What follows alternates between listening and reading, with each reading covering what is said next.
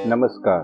जैसा कि हमने पिछली कथा में देखा कि कौरव सेना युद्ध हार कर भयभीत होकर चीखते चिल्लाते हुए पांडवों की ओर भागते हुए आते हैं। तब शत्रु का सीना सुनकर भाइयों सहित निष्पाप अर्जुन रथ की गड़गड़ाहट से संपूर्ण दिशाओं को प्रतिध्वनित करते हुए बड़े वेग से आगे बढ़े।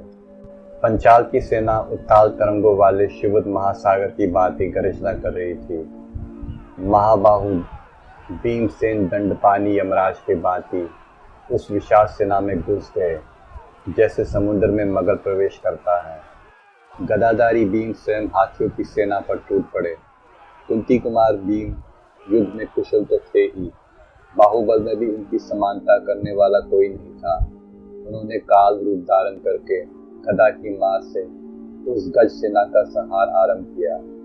भीमसेन की गदा से मस्तक फट जाने के कारण वह पर्वतों के समान विशालकाय लहू के झरने बहाते हुए वज्र के आघात से पहाड़ों की भांति पृथ्वी पर गिर पड़ते थे।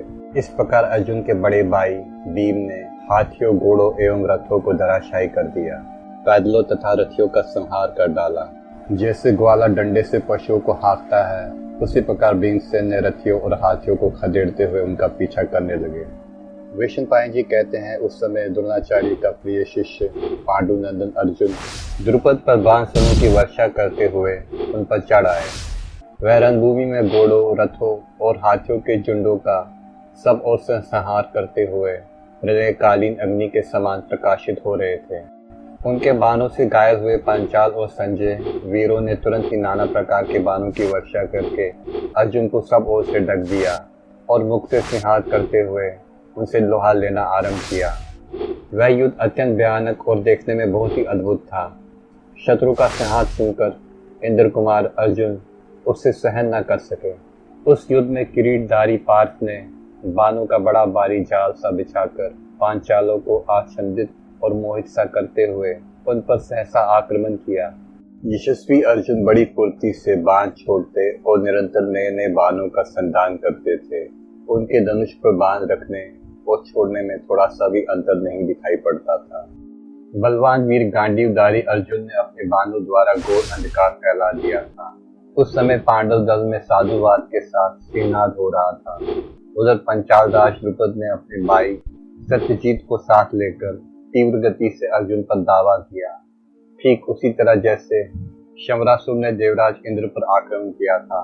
परंतु कुंती नंदन अर्जुन ने बाणों की भारी बौछार करके पंचाल नरेश को ढक दिया, और जैसे महासिंह हाथियों के युद्धपति को पकड़ने की चेष्टा करता है, उसी प्रकार अर्जुन द्रुपद को पकड़ना ही चाहते थे कि पंचालों की सेना में हाहाकार मच गया।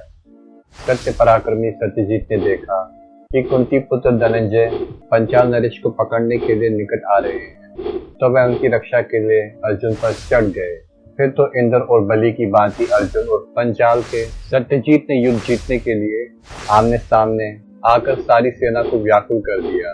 तब अर्जुन ने 10 मर्मभेदी बाणों द्वारा सत्यजीत पर बलपूर्वक गहरा आघात करके उसे घायल कर दिया। ये अद्भुत सी बात हुई। फिर पांचाल वीर सत्यजीत ने भी शीघ्र ही 2 बाण मारकर अर्जुन को पीड़ित कर दिया। उनके बाणों की वर्षा से आच्छादित होकर महान वेगशाली महारथी अर्जुन ने धनुष की प्रत्यंचाओं को जाड़ सोचकर बड़े वेग से बाण छोड़ना आरंभ किया और सत्यजीत के धनुष को काटकर वह राजा द्रुपद पर चढ़ाए।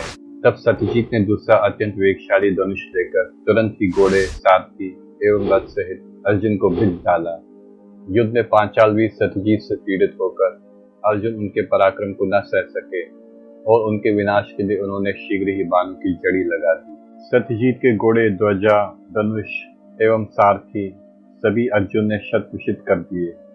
इस प्रकार बार बार धनुष के छिन्न-भिन्न होने और घोड़ों के मारे जाने पर सत्यजीत समरभूमि से भाग गए।